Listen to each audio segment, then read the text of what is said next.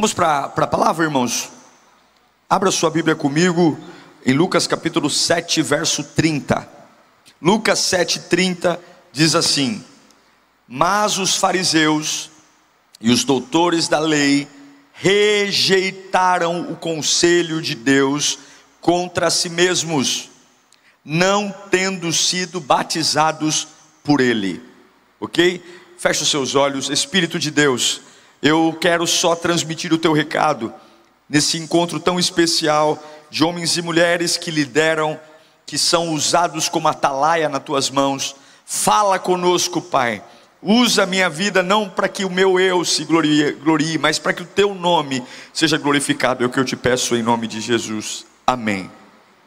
Eu tive a oportunidade de fazer a faculdade de economia, foi minha primeira faculdade, mas não precisa ser economista para isso. Eu aprendi na faculdade e aprendi com a minha mãe, e você deve ter aprendido, que tem um pecado que você não pode cometer quando vai fazer compra. Qual é? Ir fazer compras com fome. Porque se você for ao mercado com muita fome ou com fome, certamente você vai trazer o seu carrinho lotado de coisas que você não precisa, mas você está consumindo porque está com fome. Tudo que você olha na gôndola do mercado e tem alguma coisa que te agrade, você vai salivar e dizer: eu quero isso, eu quero isso.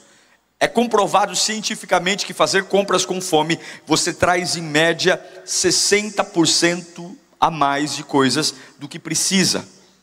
Fazer compras com fome dá desperdício. Esse texto que estou lendo a você é um texto complicado, porque ele fala de motivação, a força de um motivo. Jesus colocou João Batista numa situação muito complicada. João está tendo que ensinar a importância do batismo para pessoas difíceis. E é muito melhor abrir um pet shop do que lidar com pessoas difíceis. João está tendo que pregar uma mensagem de arrependimento e conversão para um povo casquinha de ferida, mimizento, chato. João prega, ensina, e a Bíblia é clara em dizer que o povo rejeita. Eles não querem acreditar, eles não querem se render. E como é difícil ensinar a palavra para pessoas que não querem ouvir. Como é difícil ministrar aquilo que está ao alcance dos olhos e não querem ouvir. E esse grupo de pessoas difíceis nada mais é do que o sinédrio, os religiosos, os líderes. Um grupo de pessoas que você com certeza já ouviu falar deles em muitas pregações da igreja que você congrega, ou no YouTube, ou na rádio, enfim. É um grupo de pessoas que está lá e dizendo para João: não queremos o ensino. Mas aonde surgiu esse grupo de pessoas difíceis? Nós somos muito bons para detectar o que está dando errado, mas nós temos que algumas vezes puxar o fio da meada para entender como as coisas que nos dão estresse hoje começaram. Porque Deus não é movido por histeria, Deus não é movido por ataques de nervoso, Deus não é movido por ataques de desabafo. Deus sabe a nossa vida. Nós temos memória curta, mas Deus lembra de tudo. E onde foi que essas pessoas difíceis que hoje olham para João e dizem: eu não quero batismo, eu não quero batismo, onde foi que essas pessoas difíceis começaram a ter poder? Onde foi que essas pessoas difíceis começaram a ter voz? Onde foi que essas pessoas difíceis começaram a ser pedra de tropeço no avanço da obra de Deus? Onde foi? Não foi no Novo Testamento. Isso aconteceu há muito tempo atrás, no Antigo Testamento. O sinédrio que hoje olha para João Batista e faz cara de raiva, não nasceu no Novo Testamento, mas nasceu no Antigo. Lá em Números capítulo 11, Moisés já foi usado por Deus para tirar o povo do Egito. Ele tem 80 anos, as 10 pragas são enviadas, a 10ª praga é a praga da morte dos primogênitos. O povo hebreu agora vai para o deserto, e uma caminhada de meses se torna uma caminhada eterna de 40 longos anos. Mas Deus se mostra presente, o sapato não gastava, a roupa não gastava, uma coluna de fogo os protegia do frio durante a noite, uma nuvem os protegia do sol durante o dia, a água saiu da rocha. Mas o povo, ele é casquinha de ferida. E agora o povo chega para Moisés, em Números 11, e diz: olha, nós estamos enjoados de comer essa comida que Deus manda para nós. A gente come maná de manhã, a gente come maná à tarde, a gente come maná à noite. Tudo que a gente vê é maná. Eu estou enjoado. Nós queremos comer carne. Nós queremos comer carne. Estamos enjoados de comida. E Moisés fica bravo, nervoso, furioso. Eu quero ler para você, eu não ia ler, mas eu quero ler, eu faço questão de ler. Se for possível projetar para mim Números 11. Eu quero ler aqui para vocês, a partir do versículo 10. Essa é uma das orações mais pesadas da Bíblia, uma das orações mais difíceis já feitas. Moisés está irritado porque o povo quer comer carne e está na porta da tenda dele, enchendo a paciência dele. Moisés ouviu gente de todas as famílias se queixando, cada um à entrada de sua tenda. Então acendeu-se a ira do Senhor, e isso pareceu mal a Moisés. Ele perguntou ao Senhor, começa a oração de Moisés. Moisés falando com Deus: por que trouxeste esse mal sobre o teu servo? Foi por isso que não te agradares de mim, que colocaste sobre os meus ombros a responsabilidade deste povo? Por acaso fui eu quem o concebeu? Fui eu quem deu à luz? Por que me pedes para carregá-lo nos braços, como uma ama carrega um recém-nascido, para levá-lo à terra que prometesse sob o juramento aos seus antepassados? Onde conseguirei carne para todo esse povo? Eles ficam se queixando contra mim, dizendo: dê-nos carne para comer. Não posso levar esse povo. Repita comigo o versículo 14, 1, 2, 3. Não posso levar esse povo sozinho. Essa responsabilidade é... Calma que ele não acabou ainda não, põe o 15. Se é assim que vai me tratar, mata-me agora mesmo. Se te agradas de mim, não me deixes ver a própria ruína. Põe o próximo. E o Senhor disse a Moisés: o quê? Reúna 70 autoridades de Israel. Sabe o sinédrio que João Batista está pregando lá no Novo Testamento, rejeitando a mensagem do batismo?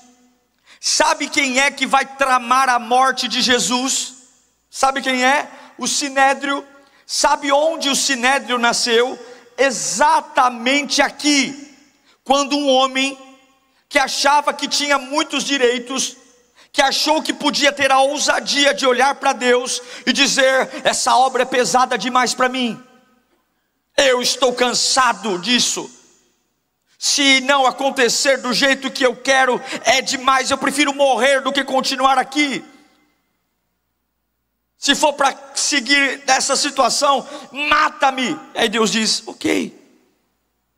O propósito inicial sempre foi eu e você e eu, Moisés.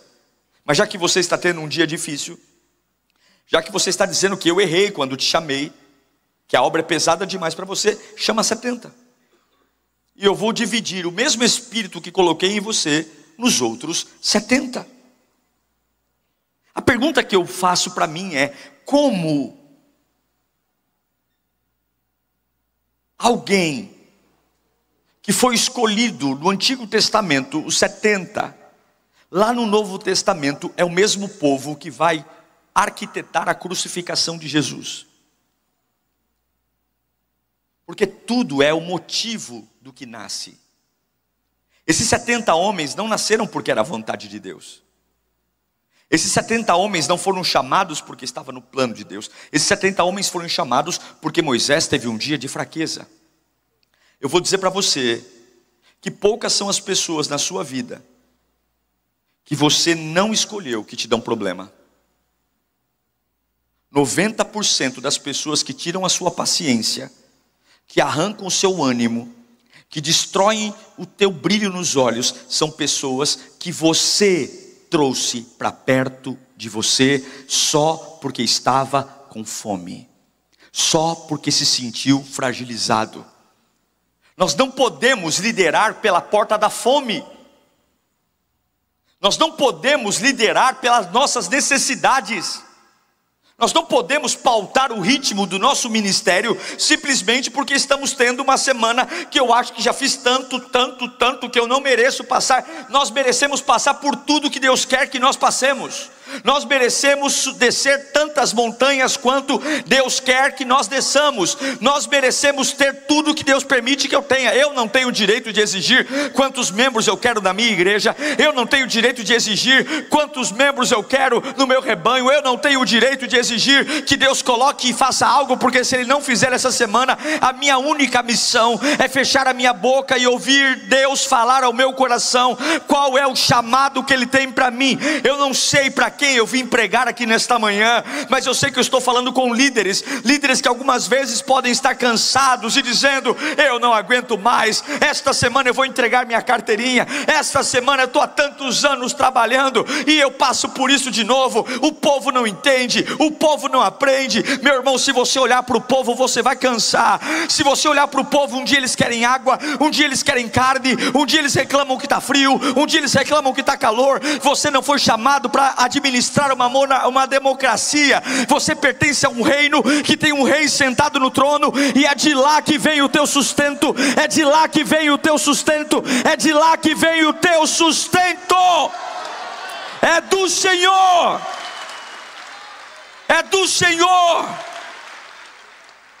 Mas nós baixamos os processos de qualificação, trazemos qualquer um para a nossa liderança.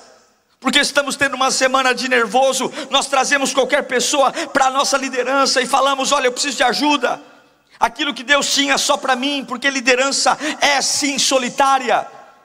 Liderança é sim solitária, não dá para montar grupo de ajuda, não dá para montar torcida organizada para o sonho que é seu. Deus chamou um Moisés, um Abraão, um Elias, um Moisés. Deus chamou você. Eu não estou dizendo que o ministério não deve ter companhia. Eu não estou falando que nós não temos que ter a ajuda, mas estou dizendo que o chamado é individual. Tome a sua cruz e siga-me. Quem quiser enterrar seu pai e sua mãe, vai lá, mas você não é digno de ser meu discípulo. Quem quiser se despedir, dar tchau, também não é digno. Tome a sua cruz e siga-me. É ruptura, é solitário. Mas nós vivemos hoje uma liderança com base na plateia. Nós estamos mais preocupados em agradar o povo do que em agradar a Deus. E começamos a questionar coisas que não deveríamos, como por exemplo o meu chamado, como por exemplo o sustento de Deus, como por exemplo tolerar na nossa igreja pessoas que acham que estão fazendo um favor para a obra de Deus.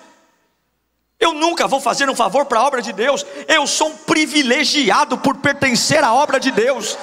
Deus não precisa de mim, eu preciso dele. A igreja é muito bem casada, ela tem marido. Eu não vou para a igreja porque a igreja é uma coitadinha. Eu não vou para a igreja porque sem o meu dom o culto vai ficar fraco. Eu vou para a igreja porque é lá que eu me abasteço, é lá que eu me renovo, é lá que o fogo desce, é lá que o poder vem. Não é lugar de lamento. E a Bíblia diz que Deus pegou o mesmo Espírito que estava sobre Moisés e deu para os outros 70. Não eram homens para começar ali agora, mas Deus dividiu. Você está cansadinho? Tá bom. Você acha que eu não sou mais o Todo-Poderoso? Então tá bom. Você acha que deveria já ser pastor e ainda é evangelista? E você acha que estão fazendo uma injustiça com você? Então tá bom. Você está cheio de direitos? Então tá bom, eu vou levantar outros para te ajudar. Sabe, queridos, a porta da fome é uma das maiores desgraças da nossa vida. A gente vive uma época hoje de Instagram, comparações. Um olha para a igreja do outro, um olha para a célula do outro. É óbvio que a gente tem que melhorar, estudar, ter o senso crítico de que eu preciso algumas vezes aperfeiçoar o meu dom, Eu não estou falando sobre ficar conformado no mesmo mundinho. Mas Deus não vai me cobrar pelo talento que entregou ao outro. Na parábola dos talentos, a Bíblia diz que Ele entregou cada talento de acordo com a capacidade de cada um. Quem recebeu 5, recebeu porque tinha capacidade para 5. Quem recebeu 2, porque tinha capacidade para 2. E quem recebeu 1, porque tinha capacidade para 1. O teu chamado já foi desenhado. Alguns vão ter igrejas de milhares, e outros vão ter igrejas de dezenas. E vamos morar no mesmo céu. O problema é que hoje a fome está nos devorando. A fome tem nos feito fazer orações ridículas. A fome tem nos feito marcar reunião com nossos pastores para falar de crises que sequer deveriam existir na nossa cabeça, porque o trono continua ocupado. Muitas coisas mudaram na sua vida, mas tem uma que nunca vai mudar. Ele é o mesmo ontem, hoje e sempre. O Deus do teu batismo continua sendo o Deus Todo-Poderoso. O Deus que o dia que você levantou a mão e falou, eu quero entregar minha vida para Jesus, é o mesmo Deus. O Deus do primeiro culto que você entrou aqui e chorou e se derramou, e parece que o mundo inteiro parou naquele dia, é o mesmo Deus. Quem mudou foi você. Foi você que começou a colocar frescura. Foi você que começou a colocar dificuldade. Foi você que começou a colocar pedágio no caminho que é livre, no caminho que não tem acesso porque o véu se rasgou. Agora a irmã tem que me cumprimentar. Agora o fulano tem que deixar a vaga certa para eu estacionar. Agora sentaram no banco que eu gosto de sentar. Agora a tia do Kids falou com meu filho. Agora o louvor está muito alto. Agora a parede do fundo do púlpito é preta. Agora eu não sei porque o pastor passou e não me deu. Tira os pedágios e volta a lembrar que Deus é o pão da vida, que desceu do céu, e onde há pão não há fome. Não há fome. Lembra de Jesus? Jesus vai ao Jordão, é batizado por João Batista, e depois do batismo ele é levado ao deserto para jejuar por 40 dias e 40 noites. O diabo aparece no 40º dia. Por que o diabo não apareceu no dia 13, no dia 14, no dia 16? Por que o diabo apareceu exatamente no 40º dia? Porque era o dia que Jesus estava mais debilitado. Era o dia que ele estava com a maior fome. Era o dia que a necessidade dele estava lá em cima. E o diabo aparece para ele dizendo algo óbvio. Ele está com fome, eu vou oferecer para ele pão. Olha que ideia maravilhosa, Jesus. Que tal nós transformarmos essas pedras em pães? Sabe, o diabo não dá vida, mas o diabo mata a fome. O diabo não tem o poder de dar vida em abundância, mas ele tem poder de saciar a sua necessidade hoje. O que você quer, dinheiro, ele pode te dar. O que você quer, aplauso, ele pode te dar. O que você quer, reconhecimento humano, ele pode te dar. O que você quer, satisfazer a carência física, ele pode te dar. O diabo não pode salvar a humanidade, ele não pode perdoar pecados, mas ele pode transformar, se Jesus quiser, pedras em pães. E Jesus olha para o diabo e diz, nem só de pão viverá o homem, mas de toda a palavra que sai da boca de Deus. A porta da fome é assim. Nós temos necessidades. Temos. Até porque a obra de Deus, feita à maneira de Deus, sempre vai faltar dinheiro para você. A obra de Deus, feita à maneira de Deus, você nunca vai ter capacidade suficiente para fazer o que Deus te chamou para fazer. A obra de Deus, feita à maneira de Deus, você nunca vai ter apoio suficiente. E eu digo para você, se você tem dinheiro para fazer o que Deus te chamou para fazer, se você tem apoio para fazer o que Deus te chamou para fazer, se você tem capacidade para fazer o que Deus te chamou para fazer, pegue esse plano, jogue no lixo, porque esse plano não é de Deus, esse plano é seu. Porque se você tem dinheiro, apoio, recurso e capacidade, você não precisa de Deus. Você faz sozinho. O que vem de Deus, você acorda pela manhã, ajoelha no pé da cama, está com frio na barriga, a boca seca, a perna está bamba, e você diz, Espírito Santo, bora comigo para mais um dia. Bora comigo para mais um dia. Porque eu não tenho dinheiro para isso, eu não tenho apoio para isso, eu não tenho competência para isso, mas é isso que o Senhor tem para mim. Em nome de Jesus, Deus vai destravar coisas travadas na tua vida. Em nome de Jesus, o Senhor vai abrir a porta do céu sobre você. Jesus disse para Satanás: eu não preciso comer o teu pão, eu preciso da palavra do meu Pai. Você não precisa daquilo que vai trazer um dia bom para você. Esse ano é ano de política, esse ano é ano eleitoral, as prefeituras ficam lotadas, os prefeitos ficam como urubus em volta das igrejas, oferecendo lata de tinta, oferecendo data show, oferecendo coisas, querendo comprar. Por quê? A igreja que passa fome fica estendendo pires para ver se cai uma esmola para vender apoio. Mas a igreja é muito bem casada, ela tem marido. E eu quero dizer para você: eu não preciso que as pedras sejam transformadas em pães, porque aquele que me chamou não me deixará passar fome. Deus vai cuidar de você, Deus vai cuidar da tua célula, Deus vai cuidar da tua igreja. Você não precisa decidir por fome, não precisa. Não é sobre ser arrogante, não é sobre ser presunçoso, mas cuidado com as necessidades. Elas podem fazer você ter um relacionamento que vai matar teu ministério, porque hoje ser solteiro parece que é pecado. Eu nunca vi na Bíblia que ser solteiro é ter pecado. Pecado é fornicar, pecado é ficar virando zoinho sem ser casado. Eu nunca vi. Inclusive Paulo fala, se você conseguir, melhor que seja solteiro, um B.O. a menos.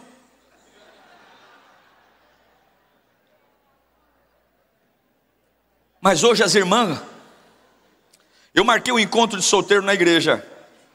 Não sei se lá em Campinas é assim, mas eu marquei um encontro de solteiro na igreja. Veio 500 mulheres e 15 homens. E ainda veio uma van de uma igreja do interior de São Paulo, umas 15 tiazinhas, tudo solteira. As irmãs da minha igreja falaram: pastor, não é possível, além de não ter para nós, elas vieram buscar do interior.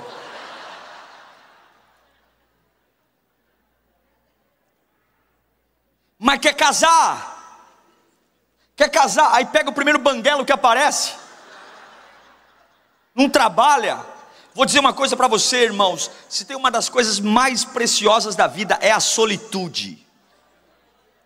Você que está desesperado para casar, eu tenho umas 15 mulheres para você marcar uma reunião com elas, para você ouvir o que é estar casado com a pessoa errada. Pessoas que dariam tudo para estarem sozinhas, bem consigo mesmas, antes só do que mal acompanhado. Cuidado com essa pressão de ter que fazer porque estou com necessidade, porque estou velho, porque é a hora, porque todo mundo está fazendo. O sinédrio nasceu porque Moisés tinha uma necessidade. Se você busca satisfazer suas necessidades, o diabo vai satisfazê-las, o inimigo vai satisfazê-las. Então, pastor, como que eu lido com isso?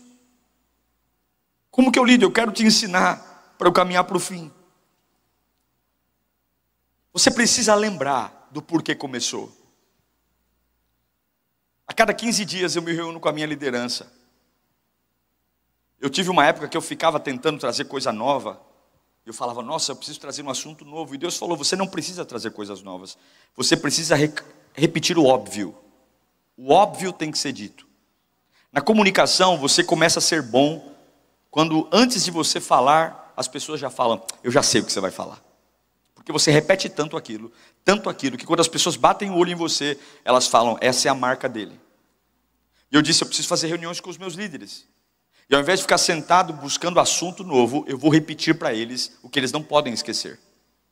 E todas as terças-feiras, uma sim e uma não, a gente se reúne numa sala do meeting e eu repito a mesma coisa.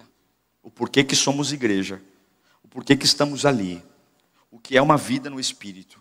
Quem é que nos sustenta? De onde vem a nossa recompensa? Quem é que der o motivo para eu estar em pé?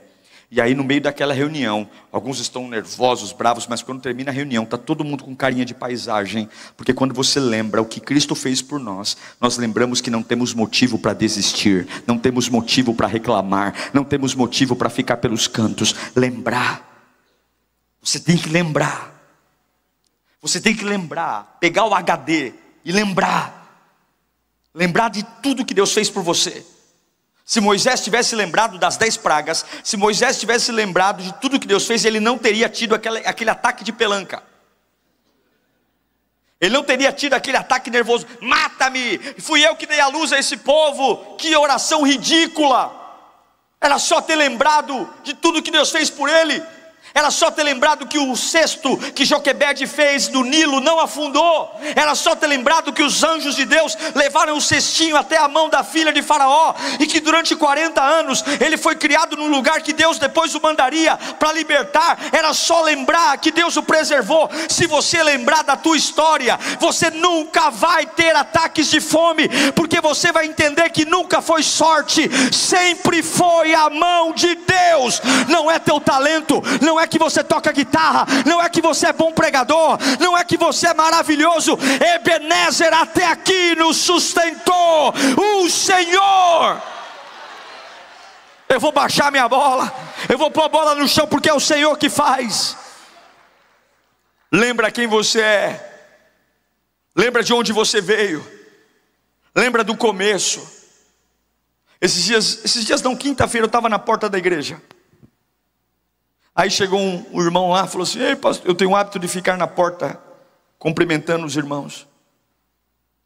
E aí o irmão falou assim: eu quero ver o dia que essa igreja for 6 vezes maior do que essa. Se o senhor vai continuar assim. Sempre vem uma Capetolândia, né? Sempre vem um endemoniado para encher a paciência. Você está ali: eu quero ver o dia que a igreja for 6 vezes maior do que essa. O senhor vai ficar aqui na porta. Dá vontade de falar: isso é problema seu. Eu disse: meu irmão, nós mudamos há 1 ano. Estamos num lugar 6 vezes maior e eu estou aqui, mas isso não é um problema. Você tem que saber quem você é e eu tenho que saber quem eu sou. Eu tenho que saber quem me chamou. Agora, o mais importante, e aqui eu fecho: por que Moisés trouxe para a sua vida, ou criou um ministério, que lá no Novo Testamento crucificou Jesus? Coloca para mim Efésios 5,18. Aos Efésios 5,18. O texto conhecidíssimo: e não vos embriagueis com vinho. Não se embriaguem com vinho, que leva à libertinagem. Mas deixem-se encher pelo Espírito. Quem está escrevendo, escreva isso.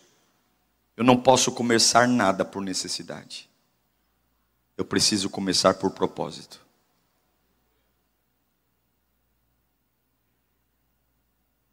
Porque se você viver por necessidade, qualquer pessoa que chegar no seu ouvido e falar: vamos fazer, você faz. O que tem de pessoas nos dando ideias: pastor, o que você acha da gente fazer um culto na praia? Não, praia quem faz são vocês aqui. Eu estou lá em São Paulo, não dá. Pastor, o que o senhor acha? O que o senhor acha? O que o senhor acha? Se você viver para satisfazer a necessidade dos outros, daqui a pouco você está louco. Porque as pessoas são incansáveis. Elas querem mais. Se o teu ministério é para carregar as pessoas, você vai pagar conta de água, conta de luz, conta de telefone. Você vai dizer para a pessoa: vou resolver o problema do teu casamento 4 horas da manhã. Tua vida vai virar um inferno. Porque quanto mais você faz, mais elas querem. E se para você manter sua célula cheia, sua igreja cheia, você fica dando quitutes para as pessoas, você é um tonto. Porque vai chegar um dia que você não vai ter o que dar. E quando você não tiver o que dar, eles não irão. E quando eles não forem, você vai dizer que o teu ministério nunca valeu de nada, que o seu chamado é uma porcaria. E tudo isso aconteceu porque você não liderou pela porta do propósito, liderou pela porta da fome. Paulo vai dizer: não se embriaguem com vinho. Não bebam aquilo que traz satisfação hoje. Não bebam aquilo que torna vocês agradáveis hoje. Encham-se do Espírito. Mas qual é o problema da nossa igreja hoje? E aqui eu caminho para o fim. Nós confundimos ser templo com ser templo cheio. Quando nós entregamos nossa vida a Cristo, nós nos tornamos templo. Quando nós levantamos nossas mãos, nós nos tornamos templo. Mas a Bíblia não diz para você ser templo. Diz para você ser templo cheio. Não basta ser templo, tem que ser templo cheio, porque um templo vazio pode ser ocupado por qualquer coisa. Então eu posso ter cara de templo, mas estar totalmente cheio de raiva.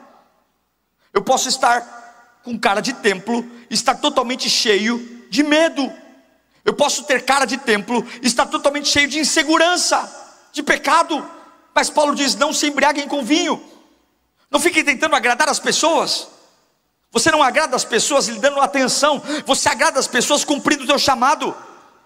Você não agrada a pessoa mudando a cor da parede porque fizeram um voto popular. Você agrada as pessoas cumprindo aquilo que eu te chamei para fazer. Jesus Cristo ouviu a multidão, mas não parou na multidão, porque quando você cumpre o seu propósito, você abençoa quem você tem que abençoar. Veja, eu não sei porque Deus me deu esta palavra. Eu não ia pregar esse texto, mas eu vim descer na serra pensando nisso, e Deus me deu esta palavra. Você precisa hoje encher o templo. A sua vida está muito difícil, muito pesada, muito complexa. A sua lista de WhatsApp é enorme. Você fica pensando na igreja aqui, a irmã Maria, irmão João. Deus está dizendo: sou eu e você, você e eu. Encha-se do meu espírito e eu te darei a palavra certa. Encha-se do meu espírito e eu te darei a força certa. Encha-se do meu espírito e você não vai ficar deitado na cama ad eterno. Quando você deitar, eu te restauro. Encha-se do meu espírito que eu te darei o sono necessário. Encha-se do meu espírito. Encha-se. Embriaguem-se do espírito. É o Espírito que dá vida, é o Espírito que fortalece.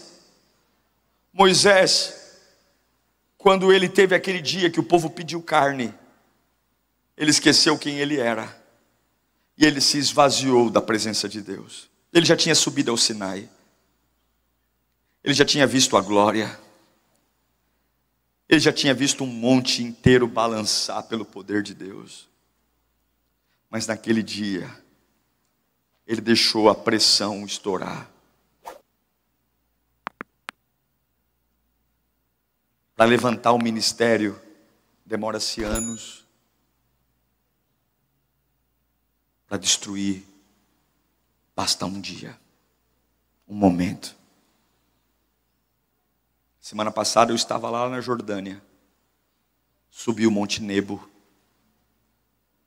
O monte que Deus falou para Moisés: daqui em diante quem vai é Josué, você não vai.